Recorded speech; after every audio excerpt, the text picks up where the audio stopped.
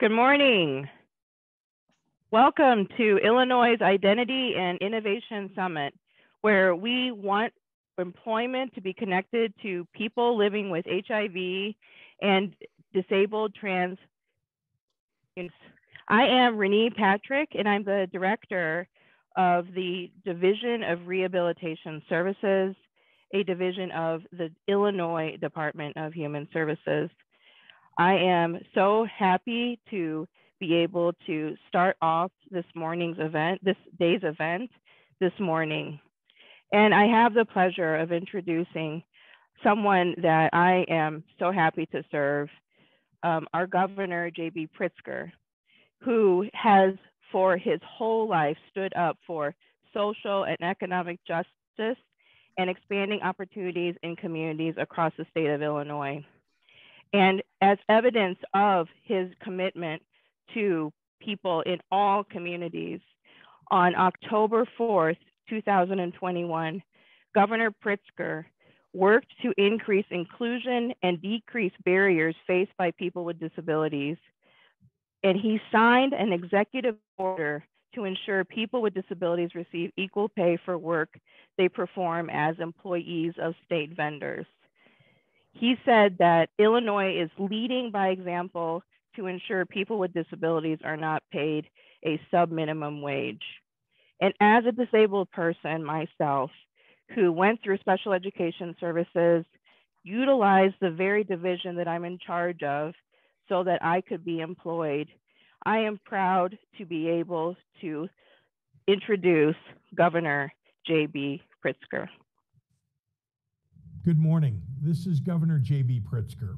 I'm glad to join you as we recognize National Disability Employment Awareness Month to celebrate the many contributions of workers with disabilities. In Illinois, there are more than 2 million people with disabilities whose extraordinary strengths and talents make them highly productive. Unfortunately, less than 40% of working-age adults with disabilities are engaged in competitive integrated employment in the United States.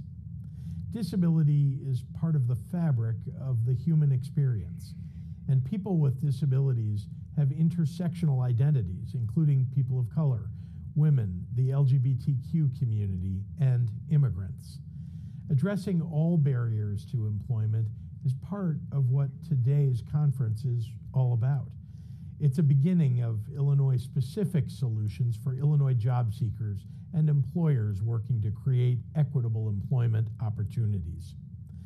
I want to commend the Illinois Department of Human Services Division of Rehabilitation Services, which is one of the highest achieving programs in the nation for assisting people with disabilities, increasing their technical and educational skills.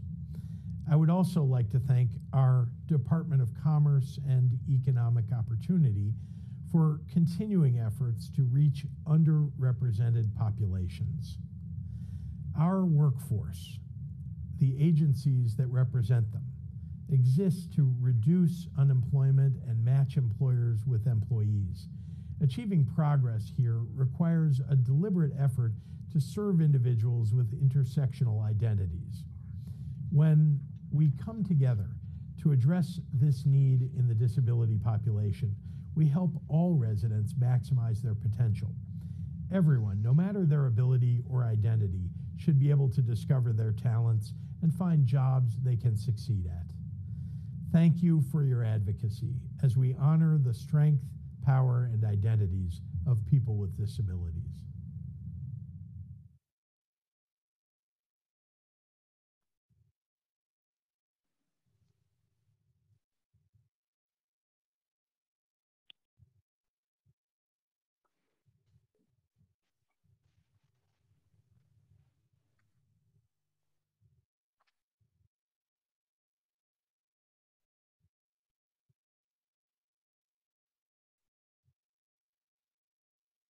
Okay, I think I'm supposed to jump in next. Not sure, but good morning. My name is Sylvia Garcia, and I'm the Acting Director of the Illinois Department of Commerce and Economic Opportunity. I'm so happy to be here today with all of you, seeing so many of our partners from the workforce, employer, and advocacy world here today. It's just so important because each of you play a role in the work that we all do to build an inclusive economy here in Illinois and an economy that works for everyone. First and foremost, I'd like to thank Ronnie Patrick of the Illinois Department of Human Services for hosting this summit and all of the work that she and her team do every day to help the people of Illinois. It's really been a pleasure working closely with Rahnee, Secretary Ho, and so many more of the members of the IDHS team. I started here at DCO earlier this year, and it's just been a pleasure to work with IDHS and the entire team. Our departments together really share a common goal of increasing access to opportunity for workers and communities across our state, and really enjoy those synergies that we're able to have working together. And one of those components is the Identity and Innovation Summit that we're at here today. It's just such a great opportunity to have a first of its kind here in Illinois, and an opportunity to celebrate and talk about what are the things we need to do to reduce some barriers for folks going forward. I think it's so critical, regardless of what the barriers are, that we all think about ways that we can increase access to opportunity. At DCO, our Office of Employment and Training, who you'll hear from in a little bit, is really centered around making the workforce more inclusive and making sure that there are opportunities in place for populations and people who have been underrepresented in the workforce before. So we really know that this is critical for different communities across the state, but especially in this conversation today, we know that in the trans and HIV positive populations, there's a lot of lack of representation in our workforce today. And so that's something we really want to dig in on and see what we can do to help reduce barriers and create access to those opportunities. One of the key things that we're doing across the board is investing in workforce training and workforce development that really have long-term career paths and have direct connections to good paying jobs. And within that, it's really important to me and the rest of the team that we carve out opportunities for folks that are underrepresented in our workforce and make sure that we're providing training for people with disabilities, people in the LGBTQ+ community, people of color, women, veterans, just across the board, making sure anyone and everyone in Illinois has the opportunity to find a good paying job and have a career path that matters for them.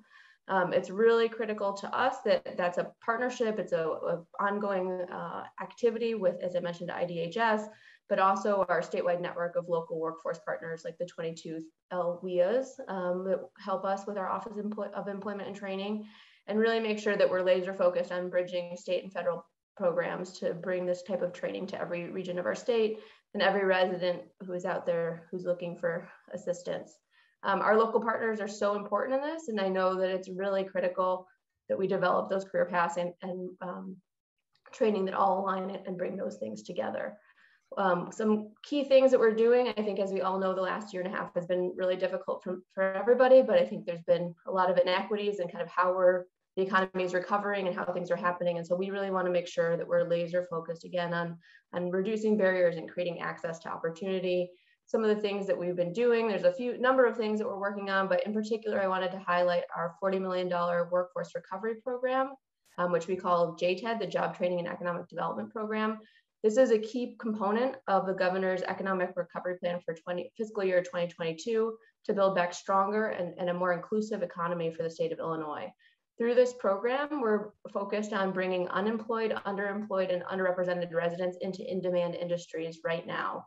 We're accepting applications, and this is a great opportunity for community groups, other educational entities, and others, including employers, to apply for an opportunity to have some funding for training and work-based learning and a number of different opportunities. The reason why I want to really highlight that today is the application closes in 9 days on October 29th. And so I want to make sure that folks are really focused in on that if there's an opportunity to apply and provide some great training for folks who need it. In addition to our workforce recovery program, we have a number of other programs going on. One of the ones that I always like to highlight is expanding our career paths through the Apprenticeship Illinois program, which funds thousands of earn as you learn training opportunities for folks every year. And we hope to be announcing those soon. The round of funding just closed in September. And so really hope to be making some announcements there, and then we'll be following that up with the workforce recovery program. But across the board in all of these programs, we're trying to make sure that we're meeting residents where they are and providing multifaceted training and access to opportunity through those programs. It's really critical across the board that as we do this, We think about folks that have been left behind, and as the governor mentioned, I think really trying to make some inclusive policy changes here, like the executive order to remove the sub-minimum wage. So we're just so excited about the opportunity to create a more inclusive ecosystem for workers of all backgrounds, and especially during this year's Disability Awareness Month, and in fact, all year round. It's really important for us to recognize the talent and contributions of people with disabilities and make sure that we continue to recognize them and make sure that everyone's included in this economy. So with that, it's a quick intro of all the great things we've got going on at DCO. I'm going to turn it over to Julio Rodriguez, who's our head of the Office of Employment and Training, and kind of a rock star, I think, in this realm of really making sure that we're building that inclusive economy as we go forward. So Julio, I'll turn it over to you. Great. Good morning, everyone. Thank you, Director. Again, my name is Julio Rodriguez. I'm the Deputy Director for the Office of Employment and Training. And I think it's really important for me to share also that as a gay Latino man who's in my 60s, I remember when I first sort of got involved in human services, one of the things that was happening in my world was the HIV/AIDS pandemic. And when I think about that we are now in another pandemic and we still are dealing with many of the same issues of inequity and the lack of access to opportunities for employment and other services. And I think this is an opportunity for us now to really build off some of those learnings. And I'm grateful that we are partnering with the Department of Human Services and specifically with the Office of Rehab, because I think it's really critical that we think about how we're bringing everyone to the table and how we're advancing everyone in a collective way. Ronnie Patrick, who's the director of the Office of Rehab Services, I think we were very fortunate, and I've been fortunate to be working with our keynote speaker on trying to bring these issues not only at a local level, but to bring it to the national forefront. And we were fortunate to be involved with a conference that was hosted by our keynote speaker and the National Working Positive Coalition and others. And that was really the emphasis for us coming together today. And I want to thank all of you who are here with us. I want to just say that for me, this is a really critical issue around the intersectionality that sometimes we forget, and that we put folks in boxes and try to get them to think about themselves in only one category.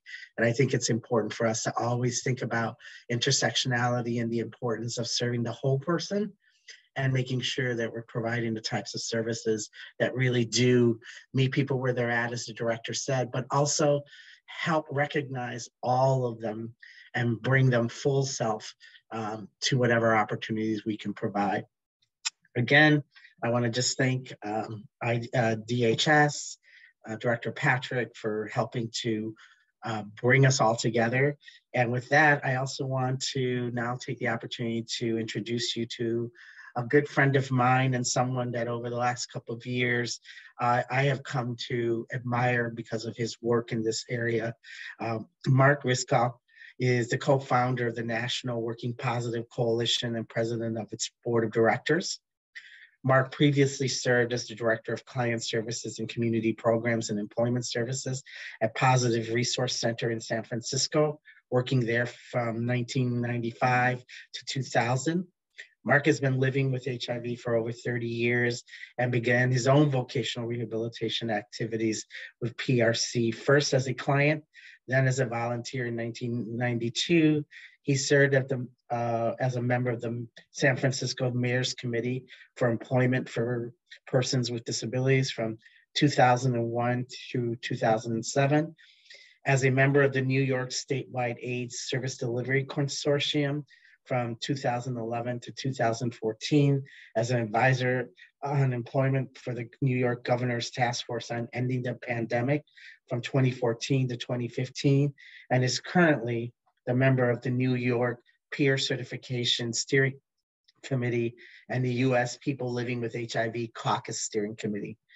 Mark participated in the development of a suite of resources on HIV and employment for the U.S. Department of Labor, the Office of Disability Employment Policy, and the online training curriculum, Getting to Work for HIV and Housing Providers. For ODEP, in partnership with the U.S. Department of Housing and Urban Development and Office of HIV and AIDS Housing. Mark provides education, training, and technical assistance on employment issues, policy, and program development for people living with or at a greater risk for HIV. With that, I want to extend a warm welcome to Mark Misrok and thank him for joining us today. Oh, thanks so very much, Julio.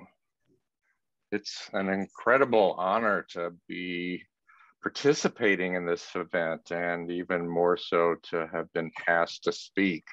I feel deeply how many layers of meaning this event and my opportunity to participate have for me. I am a person who's been living with HIV since at least 1984, and I truthfully credit my own survival to a very large extent to my personal privilege and good fortune to have connected with workforce development and vocational rehabilitation professionals over my own journey of health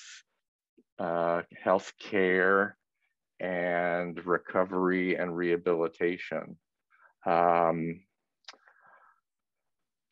am deeply honored to be a part of an event that, as far as I have been able to find out, is the first of its kind by a state in this country. I am deeply impressed that you all are here gathered today with an interest in working to further inclusivity and equity among communities that have often not had equal access to employment, economic, or even educational opportunities. I am currently a person living with HIV who is virally suppressed. For those of you who may not be as deeply aware of the evolving nature of the science related to HIV, for those of us living with HIV, beginning in the late 90s, the available medications, the available treatment and care advanced profoundly to allow significant percentages of us to begin to see reverses in the damage to our immune systems by this virus. There's currently 1.2 million people living with HIV in the United States. There's over 700,000 in this country who have died from HIV-related illness. And currently, 57% of us living with HIV are estimated to be virally suppressed. And what that means is that the medications and care and supports that we receive have succeeded in reducing the detectable levels of the HIV virus in our bloodstreams to what's considered viral suppression, which means that there is an end to the damage to our immune systems. There's a stop to the damage to our immune systems. There's a substantial increase in our quality of health and quality of life. And we are approaching a very normal projected lifespan when we are virally suppressed. It also means that we are unable to transmit the HIV to anyone else. So what this is broadly understood as is U equals U, undetectable equals untransmittable. And this has been a tremendous advance in the HIV landscape to understand that if the medical care, if the treatments, if the supports are in place that allow individuals living with HIV to succeed in achieving viral suppression, not only do we enjoy greatly improved health and projected lifespan, but we are also unable to transmit HIV to others. And over the last several years, it has become increasingly clear that the achievement of viral suppression, that the achievement of good health and stability and sustaining these advances really does rely on more than just taking a pill. It really does rely on more than just getting to the doctor visits. It's become increasingly clear that the social determinants of health play a tremendous role in what is possible for us. So all of you out there who are tuning in as people who work in or concerned about the employment and access to employment opportunities for people with barriers to employment, have the opportunity and reality of playing an often unacknowledged role in our public health system. I think that it has not been commonly acknowledged that when we look at public health responses, it's impossible to ignore the role of vocational rehabilitation and workforce development for individuals who are confronting some of the worst risks of health conditions and health issues and challenges to equitable health outcomes.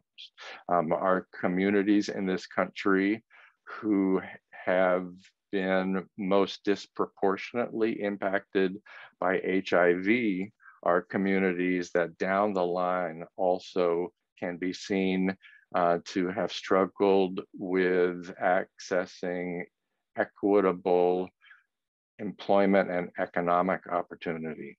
And the factors that play such a powerful role in vulnerability to acquiring HIV or unequal health outcomes for people living with HIV are the factors that play out in hiring and in the workplace. And these include racism, sexism, homophobia, transphobia, anti-immigrant beliefs and policies, and many of those and other factors have got to be acknowledged and addressed in our country, in our communities, and in our workplaces to begin to achieve the kind of equity that we know has historically never been achieved and is a possibility when we work together. I'm so deeply moved to be a part of this event because the work that I do with the National Working Positive Coalition is to strengthen responses to the employment needs of people living with or at greater vulnerability to HIV. And that work really requires focusing in multiple directions. We have a tremendous amount of work to do within our own HIV policy and service delivery system, both HIV care and prevention, to integrate identification, acknowledgement, and responses to employment needs in supportive services, and to achieve understanding of the relationships of those to health outcomes and to economic and social engagement and inclusion and security and quality of life. And we also have a significant amount of our work and focus also in reaching out to the workforce development and vocational rehabilitation services systems to engage them as partners and work to create relationships across service systems that are in so many places very siloed. Certainly here in the state of New York, where I live, it really is still the case that the public health system and the workforce development system and the vocational rehabilitation system have not yet fully achieved collaboration, partnership, integration, even the basic cross-training for best understanding of what we all are working on and for whom. I myself came into this work as a person who really struggled powerfully and painfully for a number of years with attempting to stabilize my self-care, my health care, and to keep food on my table and a roof over my head. And it was really through my own personal experience that I first became educated to the meaning and impact of workforce development and vocational rehabilitation services, to the quality of life and well-being of individuals. I had never, quite honestly, known the term vocational rehabilitation when I really did begin my own vocational rehabilitation journey. Back in the early 90s, I had been expecting that I would be likely to be living with HIV from almost the earliest moments of the emergence of the epidemic in 1982 and 81, 82, and lived through the next decade almost, really just sort of waiting for the shoe to drop. I was working as a cab driver in San Francisco, just enough to make enough money to pay my cheap rent and have food, and started doing that in 1988.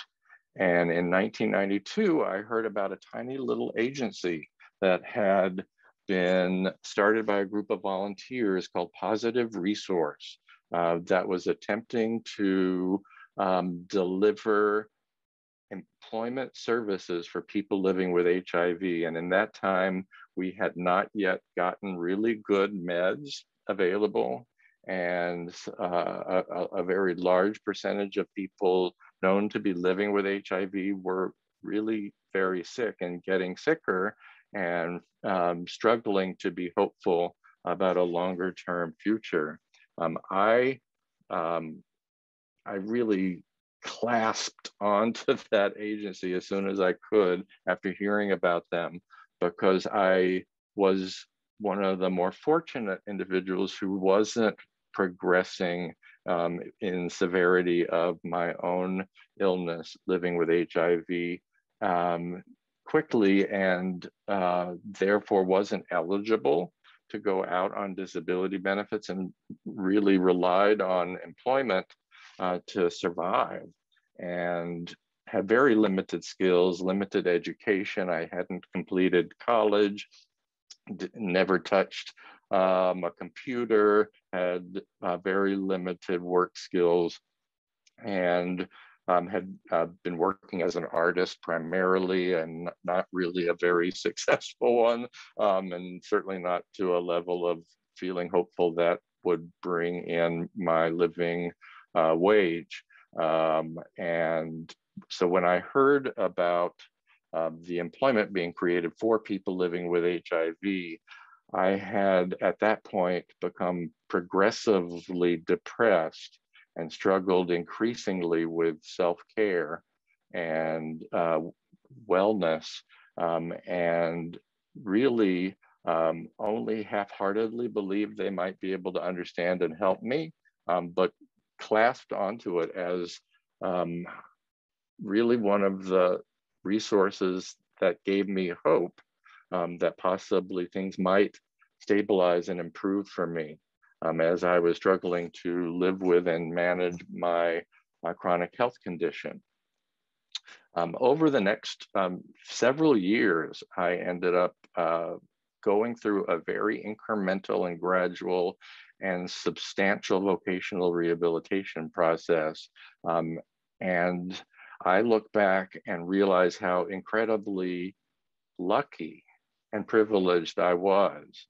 And I say with not a small amount of pain that currently across the United States, there are very few communities with substantial populations of people living with HIV that have services that exist specifically to be available to address the needs of the employment needs of people living with HIV or of communities at greater vulnerability to HIV.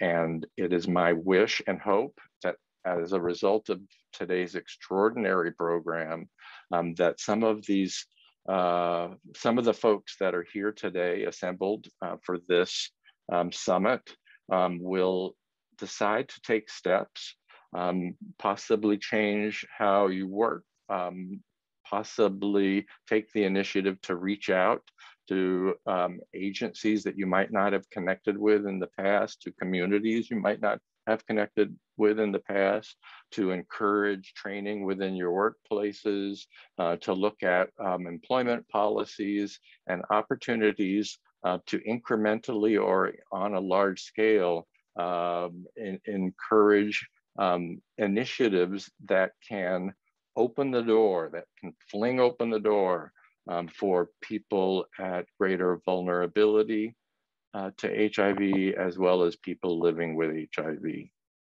I want to give a little bit of information about a population that I think there is such great opportunity for change that is desperately needed through meetings like this one. Transgender women are a community that is not only disproportionately impacted by HIV, but has historically, quite honestly, as someone who worked as an employment counselor for over 12 years directly, I saw how profoundly transgender women, especially transgender women of color, experienced horrific discrimination and bias and stigma in the workplace, and quite honestly in seeking to access many mainstream service systems. And the access to employment for transgender women during my time of direct service was astonishingly terrible. Employers were blatantly discriminatory. The experience of trans folks who came out while employed was so very often quite terrible and dislocating and led to the end of their employment. Very many of the folks at that time that I spoke to who worked as workforce development and vocational rehabilitation professionals were not at that time yet really prepared to provide non-discriminatory, non-stigmatizing, welcoming and affirming services.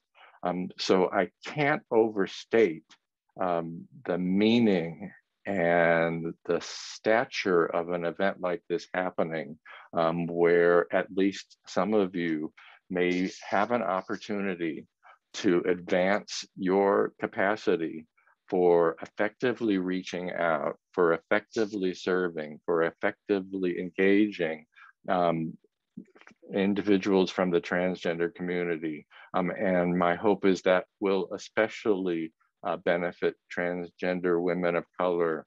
What we see is a history of anti-transgender government policies until honestly quite recently, and in some cases continuing. Just last year in 2020, 44 transgender women were fatally shot or in some other way killed in this country, and the majority of them were Black or Latinx women. There is one recent study that reported that transgender women were 49 times more likely to acquire HIV than the general public, which is a difficult statistic to even to really understand. And I think it has to be seen that the vulnerability to acquiring HIV among transgender women is impossible to disconnect from the level of barriers to healthy living wage employment that transgender women especially face across this country, in all parts of this country. And I think what is so encouraging to me about having the opportunity to participate in this meeting and for these conversations to be happening today is because through my own experience of working in workforce development programming, I came to very deeply understand how what employment services mean is helping to level the playing field in the job market, in workplaces for communities that typically have never approached the labor market with anything like a level playing field. So it's because of that that I'm so grateful to you and so deeply hopeful that you will move forward through today with an ability and an interest in learning and in considering new information, in considering new ways to work, considering new partners to work with, new strategies to participate in and collaborate in, to help improve the inequitable realities experienced by so many communities of people at greater vulnerability for HIV or living with HIV. I want to talk about a little bit of information that I pulled right off the internet this morning. The CDC, the Centers for Disease Control and Prevention, speak very directly on their website about this dynamic where transgender women are so much more vulnerable to acquiring HIV than the general public. And they suggest that certain risk factors directly tied to transphobia and the marginalization that transgender people face may contribute to such high infection rates. And they get very specific in detailing that these risk factors include higher rates of drug and alcohol abuse, sex work, incarceration, homelessness, attempted suicide, unemployment, lack of familial support, violence, stigma and discrimination, limited healthcare access, and negative healthcare encounters. There's a context for the lives of transgender individuals and especially transgender women in this country that really is so hostile to health and well-being and equity, that it is really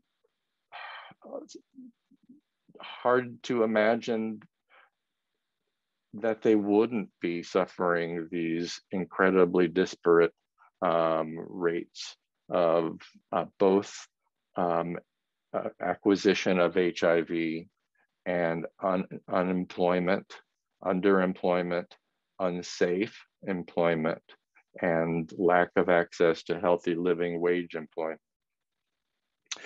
Essentially, because transgender individuals are living in a society where significant stigma and discrimination against transgender people exists, they're pushed into situations that greatly increase their HIV risk and severely limit their ability to obtain adequate care once they do acquire HIV or other health conditions.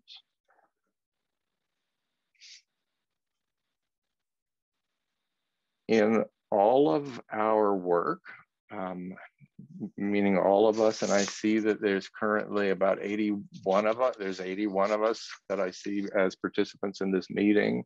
In all of our work, we can have the opportunity to reach out, to make change internally, to reach out externally, to create change in the conditions that influence the inclusivity of our workplaces, of our hiring practices, of the advances for current employees, the opportunities, the professional development. My hope is that many of you will reach out to the transgender specific and all of the HIV care and prevention agencies in your communities. And I'm hoping this happens statewide in Illinois. There are people living with HIV all over the state. And I would say that it's valuable to consider that the level of stigma that continues even now into the 4th decade of this epidemic is debilitating for large percentages of people. The CDC has for many years maintained what they called their MMP, which is the Medical Monitoring Project. It's a study that's designed to collect locally and nationally representative behavioral and medical record data from people living with HIV.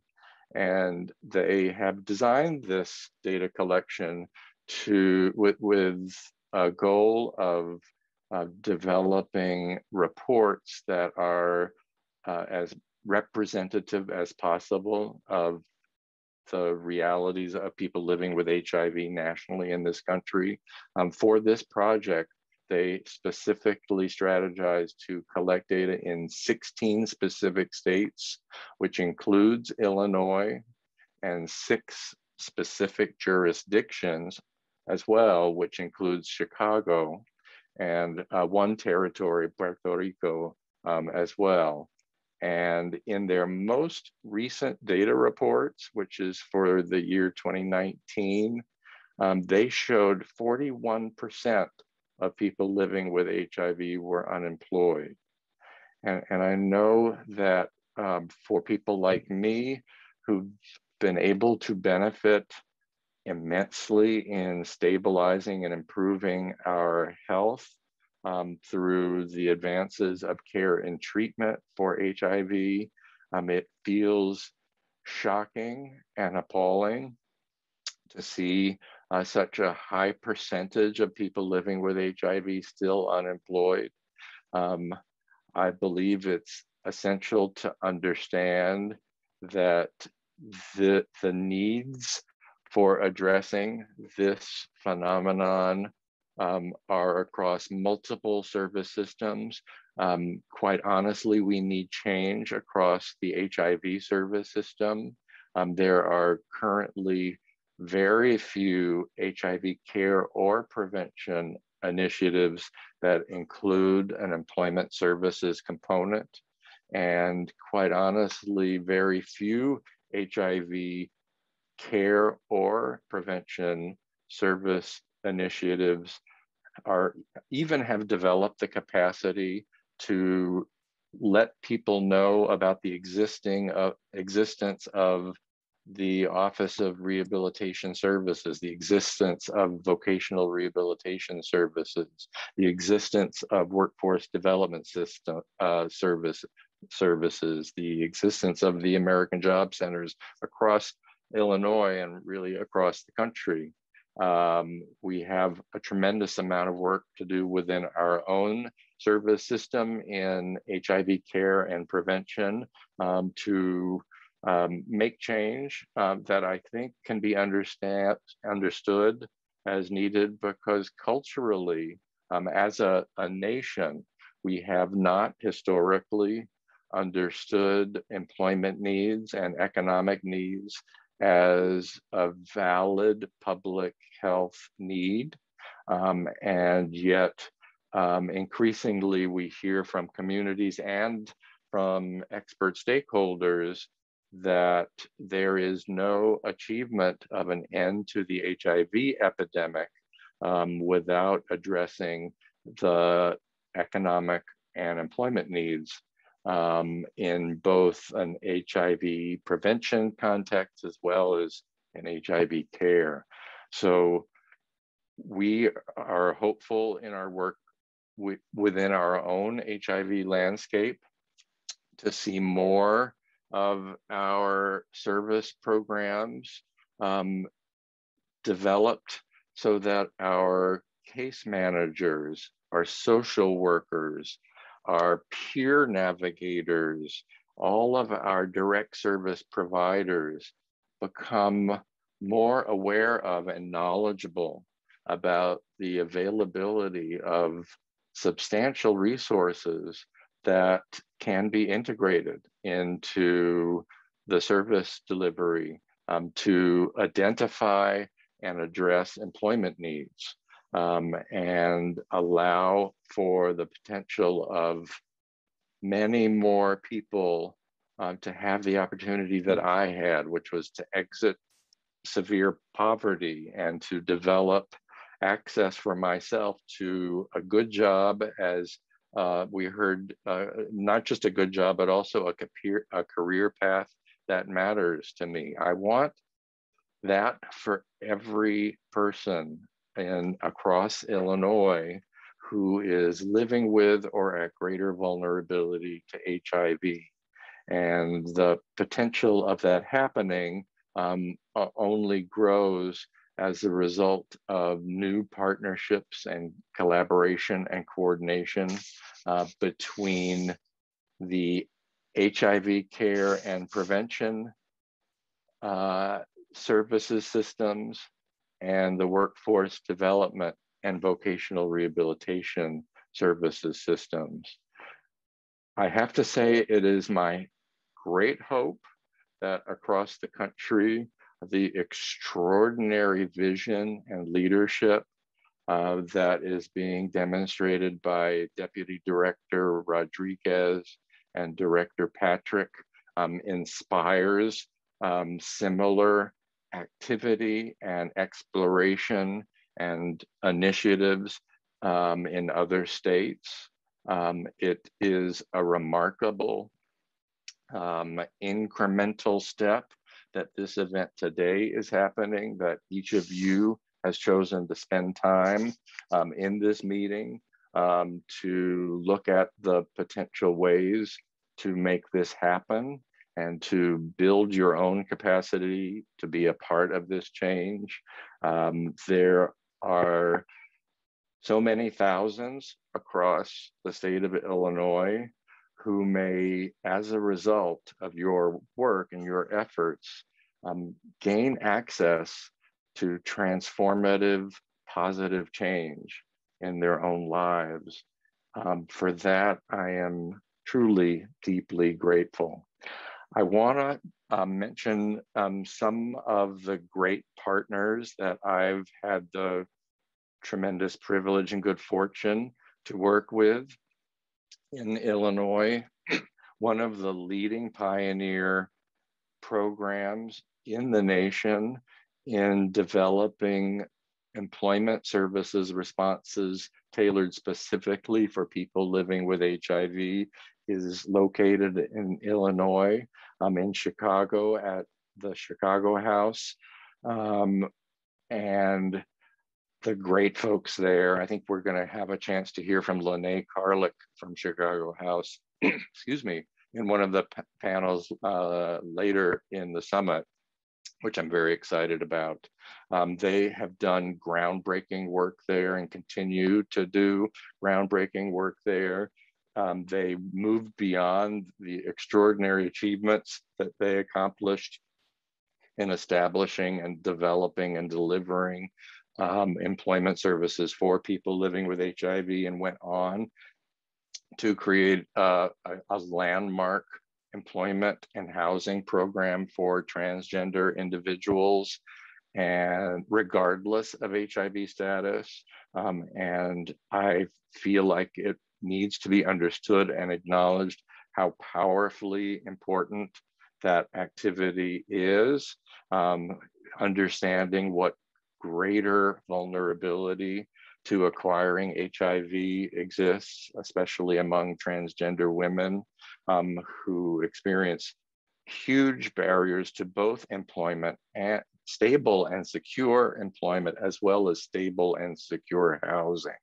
And I think that their model needs to be spotlighted and lifted up, not just across Chicago, not just across Illinois, but across the nation.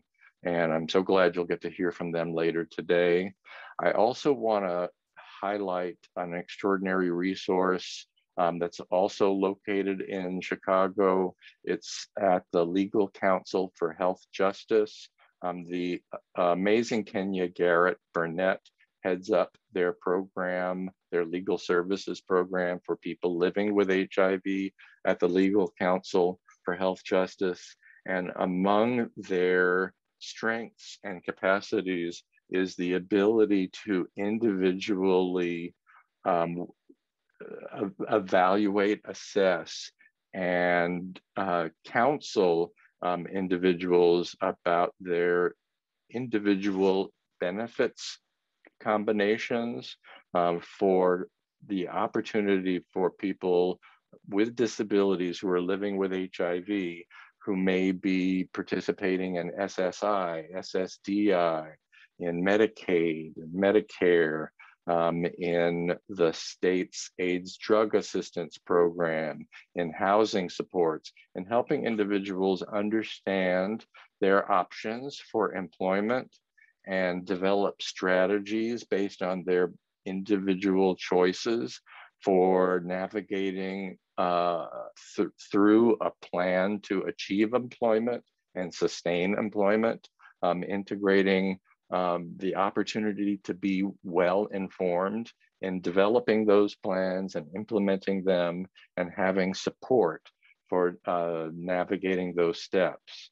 It is for all people with disabilities a significant challenge to understand the complex policies of Social Security, of SSI and SSDI, of Medicaid and Medicare, to be able to be well informed in creating plans for employment and navigating transitions to employment.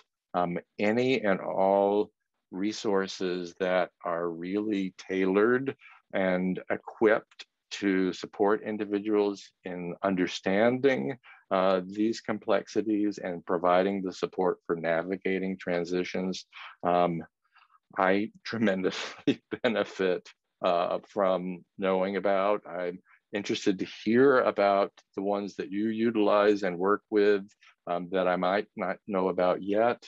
I hope that that information gets shared across your communities with the HIV care agencies that may well not be connected to those resources.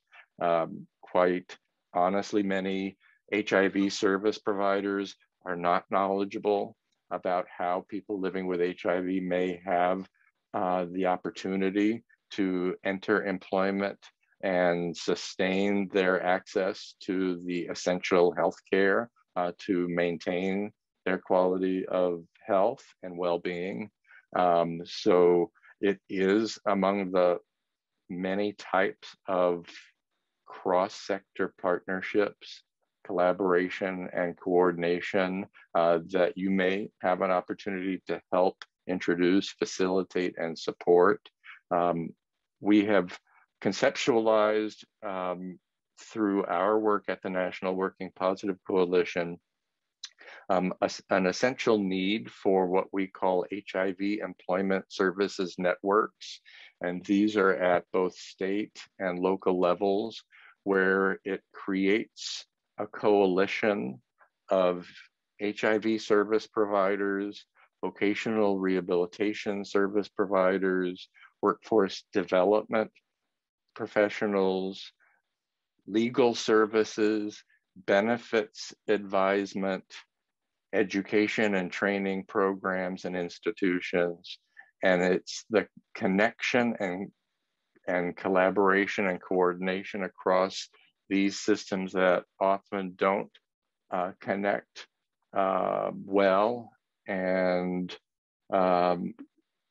present tremendous opportunity for so many people.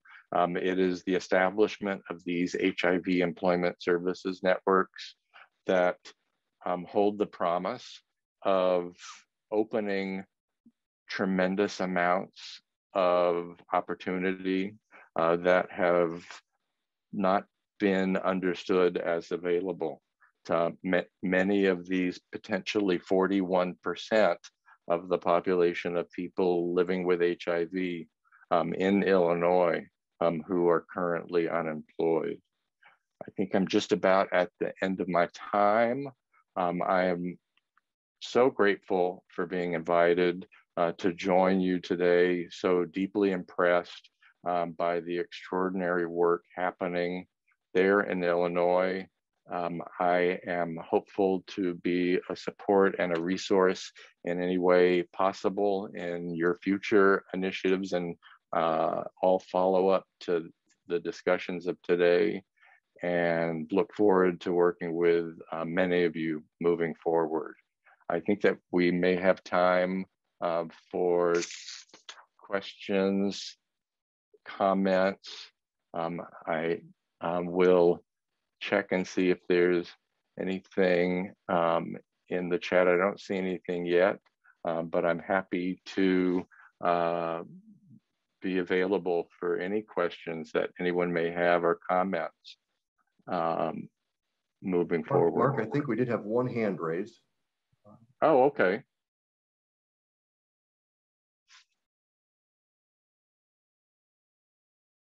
Are they able to be brought in? That's what we're checking on right now.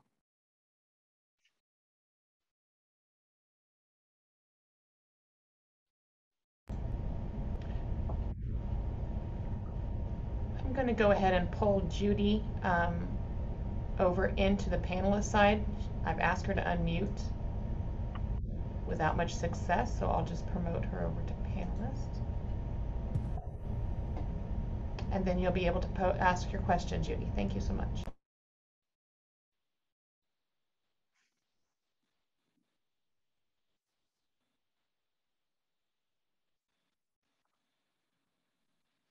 Okay, can you hear me now? Hi, Judy. How are you? Good. That was a fabulous presentation. So thank you very much. I'm wondering, and thank you for the shout out for Chicago Health and Social Service Agency. As a member of that team, I really appreciate it. I'm wondering, there was talk at one point about using some Ryan White dollars to support employment among those who are HIV positive. Do you know of any movement in that regard?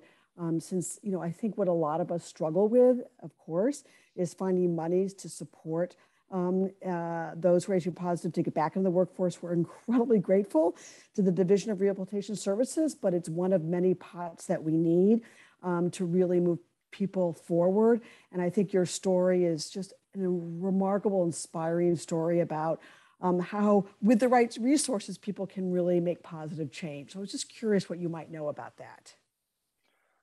Judy, first of all, thank you so much for all of your years of extraordinary work to make that the programs at Chicago House happen and thrive. I really appreciate you joining us.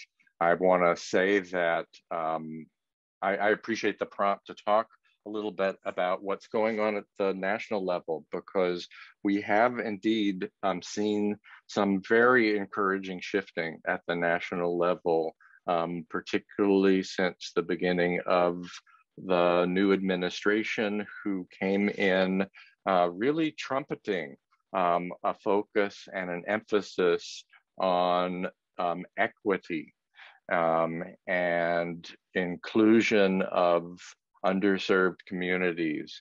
And in the national convening on HIV and employment that we hosted this past April, that was mentioned by Deputy Director Rodriguez, we had the opportunity to connect with the U.S. Department of Labor, the Department of Health and Human Services, both in the prevention and at the CDC and in the HIV care division within the Health and Resources Services Administration. Also at HUD, the Department of Education. There's been a movement since that meeting to center responses to employment needs in an exciting new update that is in process as we speak to the National HIV/AIDS Strategy. It is being spearheaded by the restarted White House Office of National HIV/AIDS Policy, led by its director, Harold Phillips. They have convened a series of meetings of representative leaders, multiple federal agencies, which are key stakeholders in the U.S. response to HIV, and that I am gratified to report is including the Department of Labor's Employment and Training Administration, as well as their Office of Disability and Employment Policy, and the Department of Education's Rehabilitation Services Administration, as well as HUD's Office of HIV/AIDS Housing, and indeed, of course, the folks from the Department of Health and Human Services. The largest program of services for people living with HIV in this country is the Ryan White HIV/AIDS program, which is the clinical care and support services programs to respond to the needs of low-income people living with HIV across the country. It's administered by the Department of Health and Human Services through their Health Resources Services Administration. Historically, the Ryan White HIV/AIDS program has not allowed their funds to be used in either job readiness or employment services. And that is for many reasons, including that in the first many years of this epidemic, employment was not a priority, and we were just working to try to connect people with care and treatment. There was a belief that all response to employment needs could be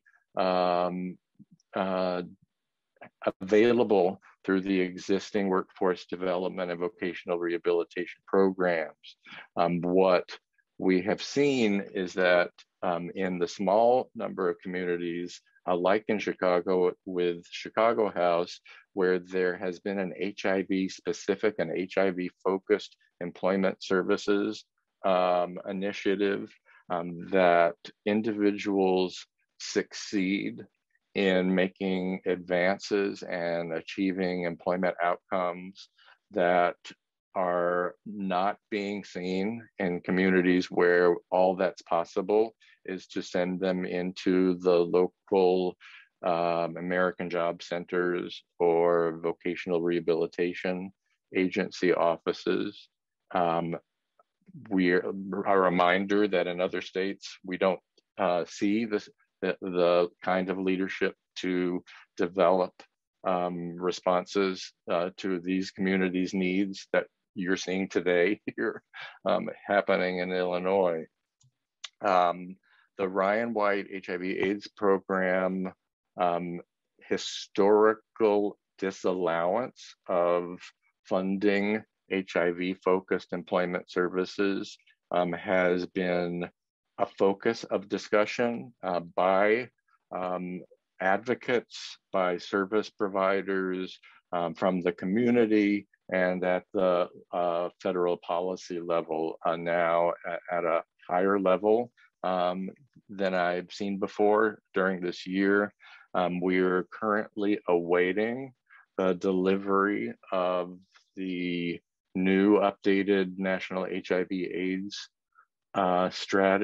strategy, which is expected to be released on December 1st, which is World AIDS Day.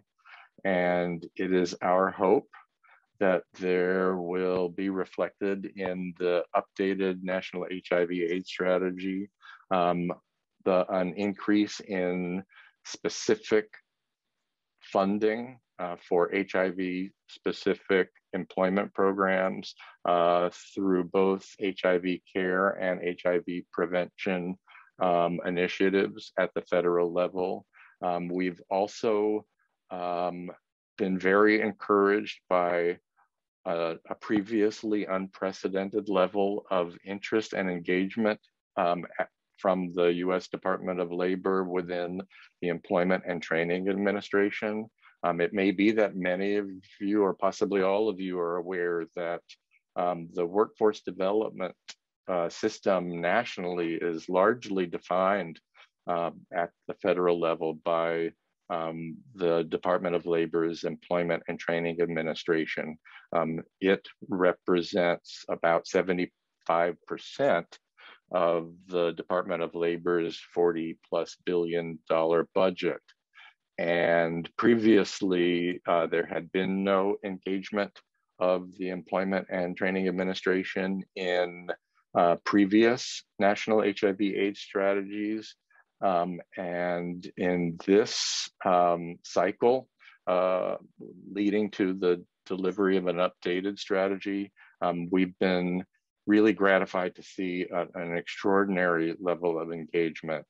We recently worked to help host a meeting of the Federal AIDS Policy Partnership in their Structural Interventions Working Group, bringing in one of the senior leaders in the Department of Labor's Employment and Training Administration, Brent Parton, who's the senior policy advisor there. And it was a sensational meeting in which we heard statements of engagement and commitment, both through partnerships and direct investment that we'd never heard before. And I just this morning got confirmation that they are both interested and excited to return to continue that dialogue that began in that meeting in September in a follow-up meeting that will happen in, I believe it'll be in December. So I'm hopeful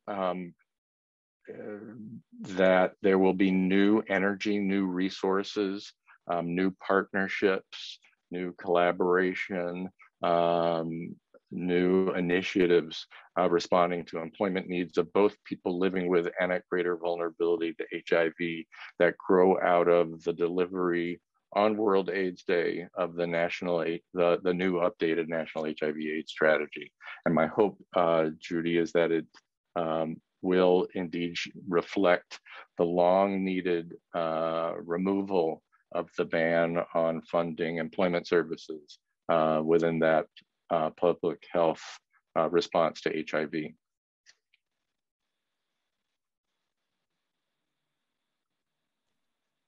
All right.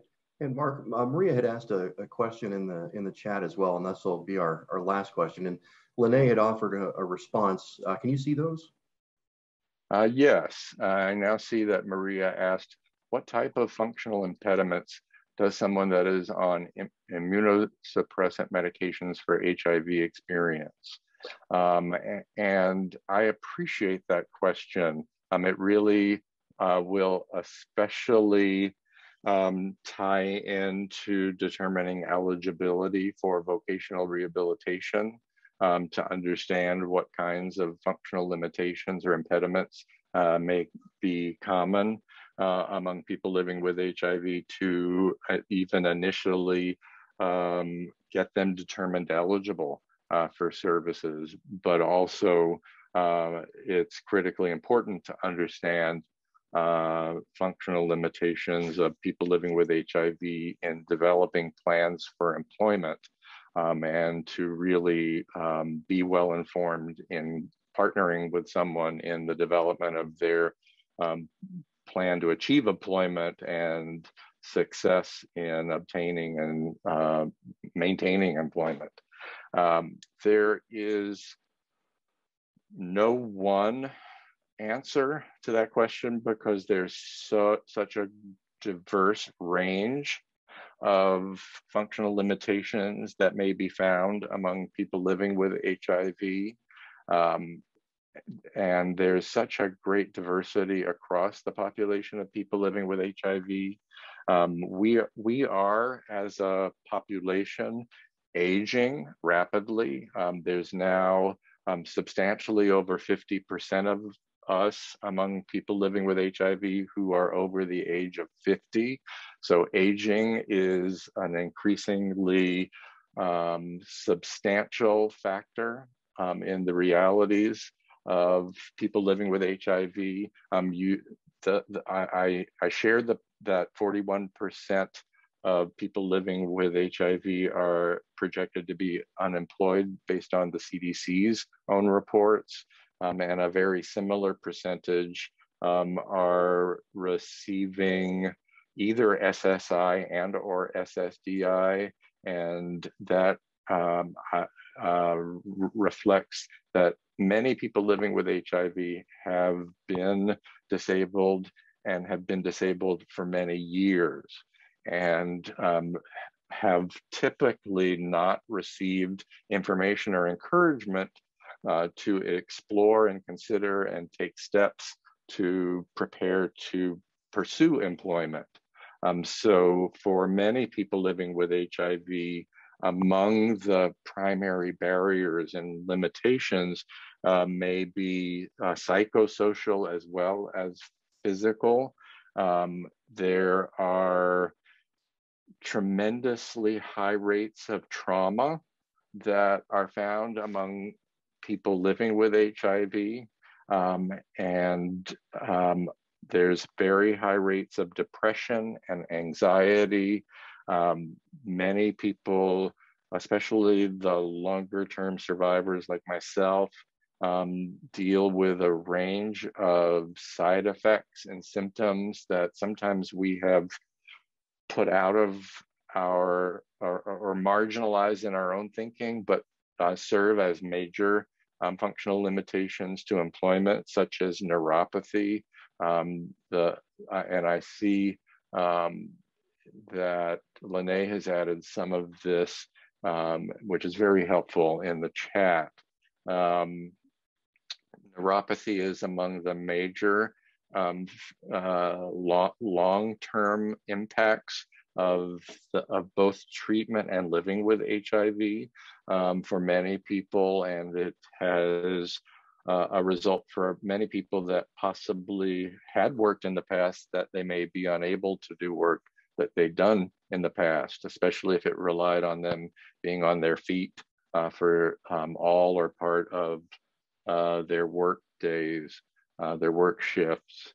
There are cognitive impacts that are seen, especially as people age living with HIV, especially for folks whose HIV has not been well managed or was diagnosed late. People have had a wide range of impacts. There are people who have lost all or part of their vision, all or part of their hearing, who have a variety of mobility impacts, possibly related to neuropathy or other opportunistic infections. It's going to be necessary to really explore individually with people living with HIV, what has been the impacts. I find that many times people who are longer term survivors may initially minimize the symptoms and side effects that they manage and live with. There's a significant amount of chronic pain that people live with and deal with that often folks might not lead with discussing. Not only among people who may be considering and planning to pursue employment, but among people who are employed. And I would suspect among the people in this summit today, there are large numbers of folks who live with and deal with a wide range of challenges and limitations. I know that it's the case, and some of which are very central in their thoughts about themselves as workers, and some of which they may not be conscious of regularly or sometimes at all. Hope that's a helpful answer. I'm looking to see if there's anything else I need to. Andy, I think I'm out of time. Am I right? It's okay, Mark. You are the one that everybody came to see. So, no. Greatly appreciate your time. The other comments are really supporting you and backing up what you're saying.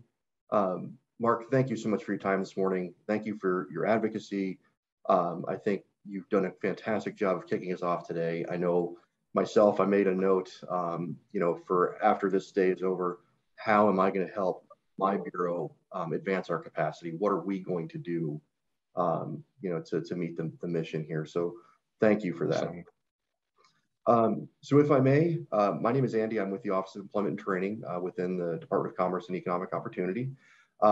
As we take a quick break and move on into our formal panel sessions, I do want to do a little bit of housekeeping. Before I start that, I do want to explicitly thank the members of our planning committee. We had several organizations come together and form this over the last 2 months. Definitely, among others, I want to thank Chicago House, the AIDS Foundation of Chicago, Habilitative Systems Incorporated, Equip for Equality, the Phoenix Center, and again, many other individuals that came to the table. We have many panelists today across multiple industries and segments: advocates, state government, education, employers. So please, if you can't make it to a specific panel today, we are recording this. I also want to thank the leadership of Department of Human Services, as well as the Department of Commerce and Economic Opportunity for giving us a platform and a voice to have this conversation. I also would like to thank ISU's Center for Specialized Professional Services, who is facilitating this and providing our Zoom platform. And also, I do want to make a note, we did have some inquiries about the JTED funding. So we are posting those links on the website, both for the application process itself and for the informative webinar that goes with it.